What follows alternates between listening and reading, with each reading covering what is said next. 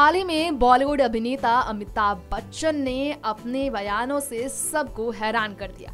बनेगा स्वच्छ India cleanathon के मौके पर उन्होंने मीडिया के सामने अपनी बातें रखी, जहां पर बॉलीवुड एक्टर अर्जुन कपूर और उनकी को स्टार फिल्म नमस्ते इंग्लैंड में उनके साथ नजर आने जा रही परिणीति चोपड़ा भी मौजूद थे। अमिताभ बच्चन ने इस मौके पर पराये घर का टॉयलेट इस्तेमाल करने की बात कही और इससे एम्बैरेस होने की बात भी बताई। उन्होंने किस तरह बच्चन परिवार के अंदर के घर के राज भी खोले हैं, किस तरह से उन्होंने स्वच्छता पर बात की है, जानते हैं उन्हीं से।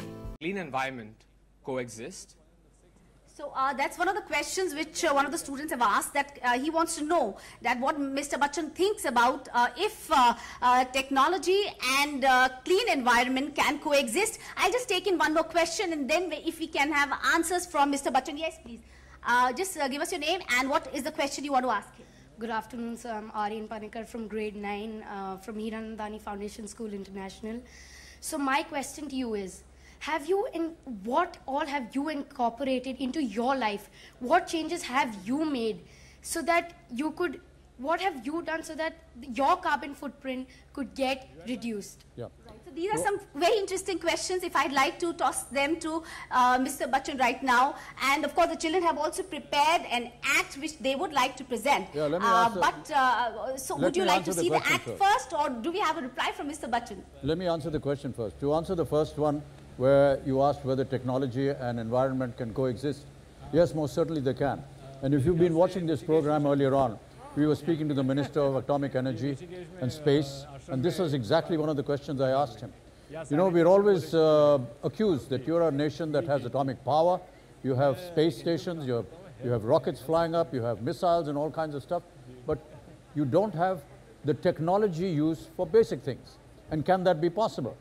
And the minister said that this is a most valuable suggestion. And yes, there are technologies that can happen where using atomic energy or the science that is involved in space development can be used in cleaning up and making this nation a cleaner place.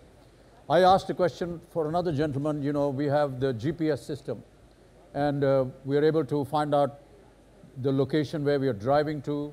It gives us the roads. It gives us the roadmap, it gives us, you know, alternatives of how to reach there. It gives us traffic conditions, it tells us how long it's going to take us to reach a particular destination, provided you feed in what you want in this app.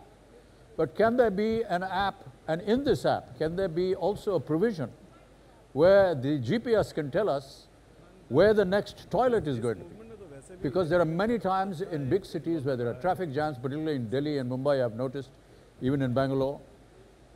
Once you get stuck in a traffic jam and you need to go to the washroom, you really have no options, and it's a huge problem.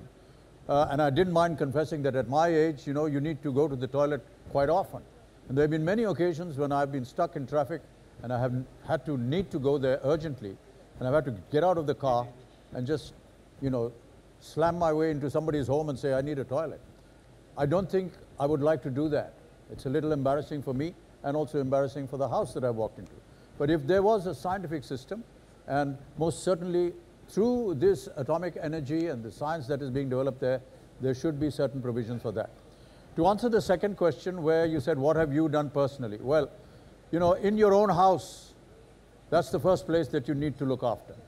So if you were to come to my place, you would find that each one of us is very conscious of the fact that we're not wanting to litter our compound.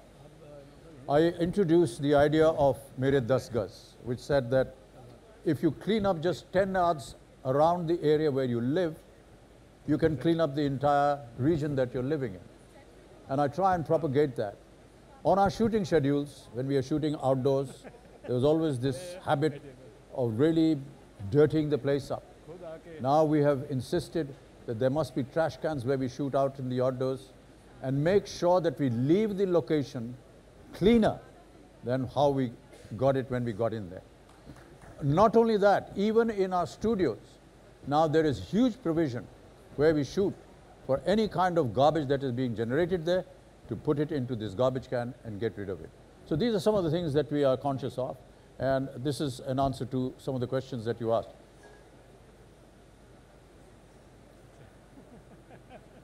Right, Mr. Bachchan. Thanks a lot for that response. I'm sure the children have got their answers. I don't know if we have the time for the skit which they have prepared, but if yes, then they have. May I just come in again? Yes. Yeah, one of the very strong effects that I keep noticing, I don't know whether others notice it as well. When I drive on the streets of Mumbai, the boundary walls or the walls that we come across now contain messages of Clean India. Normally, and with all due respects, they used to have paintings or drawings of somebody trying to sell something or political parties wanting to put up their slogans. But now you find almost every other wall that I've encountered, there is something to do with Clean India or Swachh Bharat. I think this is a wonderful sign.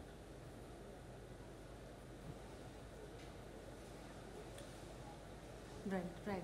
Thank you. Thanks a ton, Mr. Bachchan. Thank you for your response. And from the children also, they would wish to thank you. I think that's the sort of electronic waste. You know, it's a use and throw world that we live in, and e-waste is going to become one of the biggest problems in the coming years.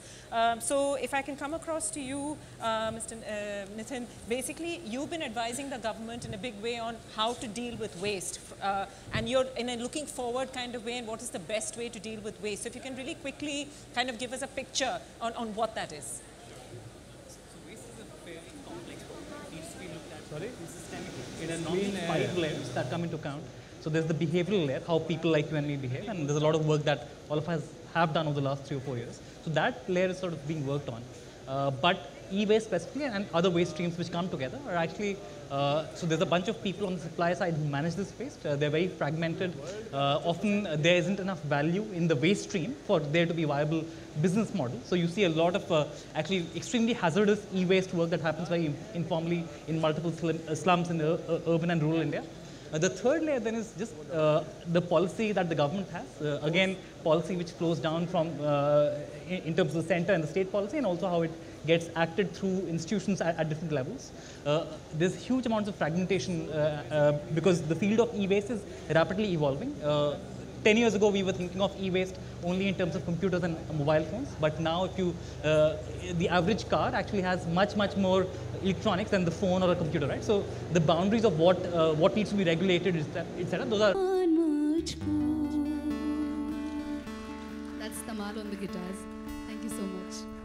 You all go together, na? Thank you. Yeah, let the OB start. Thank you very much. Thank you.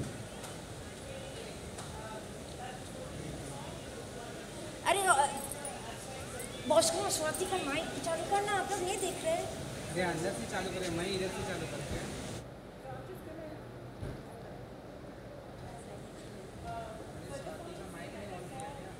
On all the aspects that we've been talking about in Swachh Bharat, which is having a strong mind, being committed to the community, coming together as a community, making a difference. So that was great. Thank you very much. Thank you very much. So now we go across to Sonal, who is at the Kali River, which is one of the most important tributaries into the Yamuna. So there's a big cleanup that's being organized at the Kali River, because as we know, the Yamuna is pretty much been declared a dead river for a really long time. Over 18,000 crores has been spent in its cleanup so far to really show no difference. But there's a group of people now at least working to try and clean up this tributary. What I'm about to tell you now, many of you might find very hard to believe. Behind me, the cleanup operation that is on, and where it is on, is actually a tributary of River Ganga. This is River Kali, East Kali as it's called. It flows through a stretch of 500 kilometers, some say between 300 to 500 kilometers, across UP. This is currently on the banks of... यहाँ पर businessman है, काम करते हैं. लेकिन आज इतना important क्यों है कि आप यहाँ पर आके क्लीन अप ऑपरेशन चला रहे हैं? बेसिकली मैम, हम लोग पिछले 108 सप्ताह से प्रत्येक रविवार को इस प्रकार के ऑपरेशंस एग्जीक्यूट करते हैं मेरठ में अलग-अलग जगहों पर।